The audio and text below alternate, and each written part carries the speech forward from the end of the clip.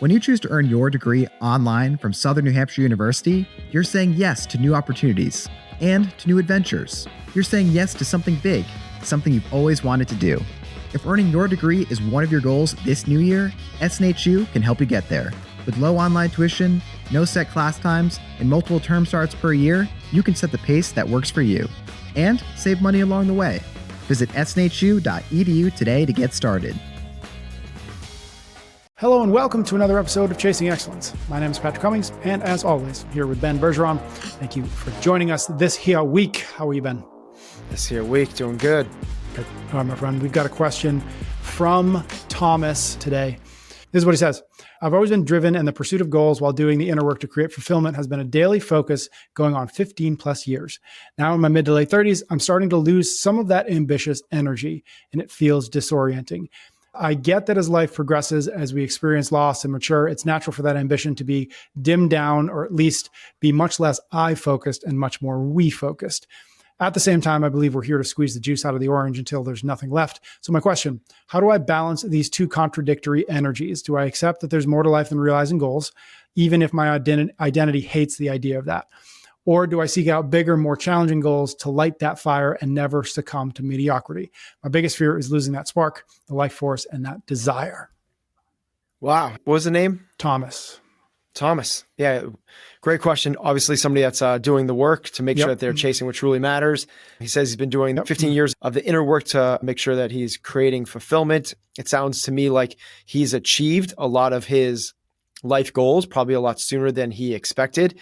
And now it's a matter of this thing that I attached myself to was I am the type of person that goes and does and creates and achieves these things.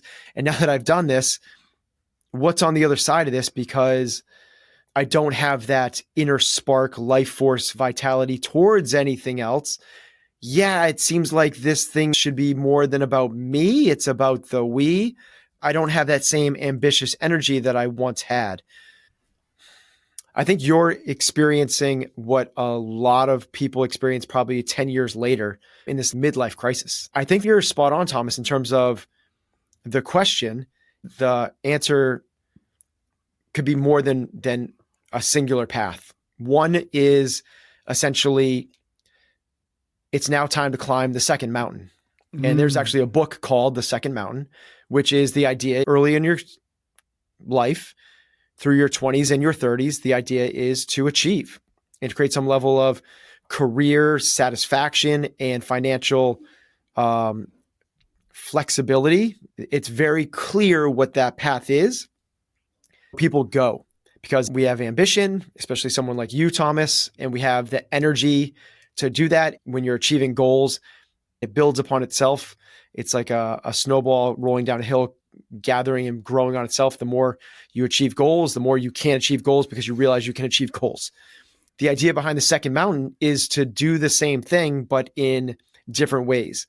It's about doing the inner work to make sure you're creating fulfillment, but at the same time, you're realizing it's probably more about we than me. To me, that speaks to we found fulfillment in your own journey. And now it's a matter of the second mountain. How can you have impact on other people's journeys? And that might be with your immediate family and your spouse. It might be with your immediate community. It might be bringing sanitation to Africa, whatever that thing is that truly fulfills you. Thomas seems like the type of person that's willing to do the work and figure out what that is. What is that thing that's going to create that spark, that life force, that thing that you're excited about again? Originally, it was, I want to earn six figures. Okay, I want to get the $1 million home and be able to take the 3 vacations a year. Then it becomes, I want to have $1 million in the bank. And then it becomes, I want to be able to retire by the time I'm 55. Now that that path is coming to realization and fruition, that's why the ambition's gone, because it's no longer a challenge anymore. What I really like about this is instead of continually moving the goalposts, which is what most people do, is they go, okay, now that I've got $1 million in the bank, now I need 4 million. Now that I got this, now I need 10. When I get to 10, that's where I'll really have the security. And I know that everything will be okay. And everyone's got those different, if we could just stop moving the goalpost. And this is like happiness 101 is people believe that if they get a certain level that they will be happy. But that's just not the case. People in the Middle Ages or before, if they had what any of the poorest people in our society had right now, like the ability to communicate with somebody across the country, the ability to get into a moving vehicle and be on the other side of town in 20 minutes, the ability to walk into a supermarket and get any food they wanted. Like all of those luxuries would have seemed the richest people on planet Earth couldn't do those things. If you said like you could do these things, they'd be like, oh my God, that's amazing. But what happens is as our means become bigger and we have more, our expectations rise. We look around and go, it's not about what I have, it's about what I have relative to the people around me. And that's why we gauge ourselves other people like us. And we don't gauge ourselves against people that lived 500 years ago or living in huts in Central Africa or are struggling to find a job and a shelter for the night. We compare ourselves to people we know like us and usually just above us because we think that those people are slightly more happy than we are because we idolize what they espouse or what we believe them to have. Mm-hmm. So instead of moving the goalpost farther and farther and farther, truly take the deep dive and go, what is the thing worth chasing? What is the thing that's going to cause me fulfillment? Which is what Thomas is asking. I love that. It seems to me the approach is to create those goals again, but not move the same goals farther. Holistic, like complete your zero cost-based accounting. You're starting from scratch. No sacred cows, no historical biases. What is the next 20 years of your life want to look like? Yeah. And there's no momentum. You're starting from dead zero today or January 1st, the bottom of the next mountain. Yeah, it's not climbing up higher and higher on this mountain. You're trying to look at the map and go, which mountain do I want to climb now? And that's a very different conversation than this thing, but more. And I don't think this is Thomas, honestly, if he's done 15 works of trying to like figure out the fulfillment thing and he understands it's about we, not I think he's probably farther along. I think this more has to do with the doldrums that come from being between two mountains. Mm-hmm. Life is not a linear path in any form or fashion. Anybody that's been an athlete, anybody that's been in business, seasons aren't seasons. There's winter, like there's time of cold and, quote, back old days, like starvation and hardship. That's part of life. It comes. And we have to realize that this is the hard part for people like Thomas when they're trying to figure out, hey, I think I'm kind of done with this thing. And I don't think it's a lack of energy or life force or vitality or eagerness to be alive. It's that we haven't found the thing that's setting us on fire that did at one point. Mm-hmm. And we just need to find that thing again. Let's take 2 minutes to say thanks to some sponsors, and we'll be right back. We're brought to you by Lumen, the world's first handheld metabolic coach. If you want to stay on track with your health this holiday season, head to lumen.me/excellence to get 15% off your purchase. Lumen is an innovative device that measures your metabolism through your breath. It tells you whether you're burning fats or carbs, providing tailored guidance to improve your nutrition, workouts, sleep, and even stress management. Simply breathe into Lumen first thing in the morning to understand your metabolic state. You'll receive a personalized nutrition plan for the day based on your measurements. Use Lumen before and after workouts and meals for real-time insights into what's going on inside your body.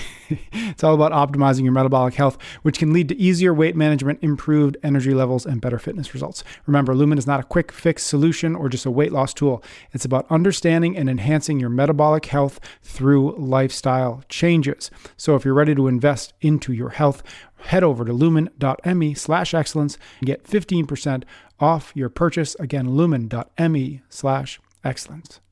We're also brought to you by Element, the zero sugar electrolyte drink mix that helps you stay hydrated without the dodgy ingredients. Go to drinkelement.com/excellence to receive a free Element sample pack with any single order. Hydration is crucial for everyone, and that includes you. And Element delivers a meaningful dose of electrolytes perfect for athletes, busy professionals, or anyone looking to enhance their hydration routine. Whether you're working out, fasting, or following a low-carb diet, or perhaps working out while fasting on a low-carb diet, I guess that would also work. Element is formulated to support your health goals. Plus, it's backed by top athletes and health experts who trust Element for optimal hydration. And with a no questions asked refund policy, you can try Element risk-free. So if you want to elevate your hydration game, head over to drinkelement.com/excellence for that exclusive offer. Again, that's drinkelement.com/excellence. Okay, let's get back to the show. Thomas put out this dichotomy of either I'm ambitious or I'm mediocre, I think is the word he used. Do you see it as that? Like, do you see it like if you're not ambitious, and we've used the word complacency, which maybe we can use as a synonym. If you're not ambitious, you're complacent. Is there a way to balance those two things? Yeah. And I think this is I think we should be chasing this at all times. It took me until I was 45 to figure this out. But it's the evolution of our conversation, which is not obsession, burn all bridges in pursuit of this one thing, this singular excellence. What we're looking for is excellent lives. An excellent life is not a singular aspect. It's not one of the singular roles you play or a singular ambitious goal. It is your life in totality. And I like this approach in terms of Raval Navikant had said this, where we like to compare ourselves to other people. But when we do that, we say, man, I would love to have his body. And I would love to have his earning potential. And I'd love to have the relationship he has with his family. And I would love the freedom he has in his career. And you don't get to do that. But that's the way our minds work. And similarly, that's not the way we are approaching this thing. Excellence is not the guy with the six-pack on Instagram. That's not what this thing is. And it's not the person that has $10 million in the bank. And it is not the person that wins the CrossFit Games. And it is not the person that has all of the freedom to do anything that they want to, spent the last 7 months camping in the woods. It's the cross section of all of those things. It is the wholesale approach. And it looks more like a stew than it does a charcuterie board, where it's like, you got this thing here, you got this thing here. It's all thrown together. So when you're thinking about the totality of what we're doing, it is how your wife speaks to you when you walk through the door. It is how close your kids want to sit next to you when they're watching a movie. It is the feel in the vibe when you sit down to have a meal with your friends. It is the feeling you get when your coworker wants to speak to you on Monday morning. It is that project you're doing at work. It is all of these things. It is the way you feel, your energy and your vitality. It is what's going through your mind when you go to fall asleep. This is the totality of the excellence that we're chasing. And if we were to boil it all down into one thing, the number one indicator to me for a life of excellence is peace of mind. That's because when you have peace of mind, everything else is where we want it to be. Understand that could be a level of complacency, and that's okay. It's not ambition or complacency. It's peace of mind. That's what we're after.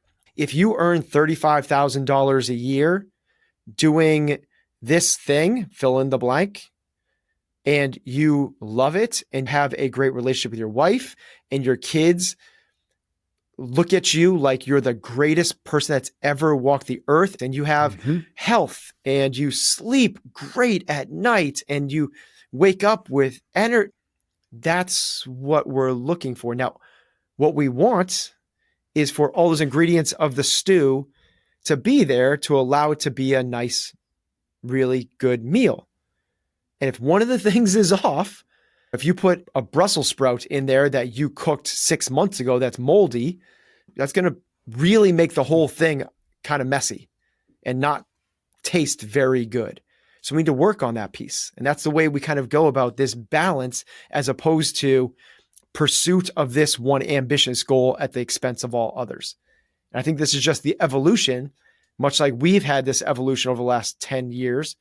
We were very much, we're talking like ambitious energy, go get this thing, set the goals, achieve the goals, do the thing, make the thing, climb the ladder. Let's become the best in the world at this thing, to a little bit more understanding, which can look like complacency from the outside. Mm-hmm. Do you think that part of the maybe we can intuit a little bit of Thomas's evolution of being really, and again, we just keep using this word, ambitious, to a time now where that's not the right word, or maybe that's not the right word. Do you think that that has something to do with kind of the internal and external motivations that sometimes we have? When we're younger, there's this natural drive to prove to other people that you are fill in the blank, whatever that might be. I'm the best. I'm good at that. You should pay attention to me. Whatever the external motivations or incentives might be. A lot of times that's what drives the ambitions, the goals, the want to get better, the climb the ladder, et cetera. And as we get a little bit older and we start to recognize the sort of implicit fallacies of a lot of those extrinsic things, we tend to turn those motivations inward. They tend to be more internal. When that happens, there's less of that drive that I think Thomas is alluding to. Do you think that's at least part of the natural evolution of this conversation of us, the way we've been thinking about it, is I'm going to prove it to you versus I'm going to prove it to myself? Yeah, I think it's really valid. That I want to prove this to you. Wow, that's like crazy motivating. Like that's like incredibly, incredibly motivating. That's why you hear the stories about the Michael Jordans and the Kobe Bryants and the Matt Frasers that are like, I'm going to go prove it's me against the effing world, right? Yep. It's that type of mentality. And that's the type of mentality that becomes the one, the singular. And that more balanced, holistic approach doesn't have that, because it's not a singular drive. It's not a this at all cost. But I also want to caution that, or caveat that with, you can still be equally as ambitious. It's just not going to look like it because you understand the fallacies of that approach. Once you understand where happiness comes from, and it's not achievement. If you're not striving for achievement, it looks like you become complacent. Mm-hmm. So anybody looks at any monk, and that's what monks spend their entire lives doing, is having peace of mind so that they can achieve true joy and happiness. The Dalai Lama is, considered to be one of the happiest people that's ever lived. And that's what he commits his life to. But if you looked at him, you'd be like, the dude wears a robe and just walks around giggling all the time and having small talk conversations. And it doesn't seem like a very, like, where's the Lamborghini? Mm-hmm. Where's the fortune he's amassed? It looks like it's not ambition, but I don't think that's true. I think that to get there, you have to be incredibly ambitious. I don't know the definition of ambition, but to me, ambition is working hard towards a goal.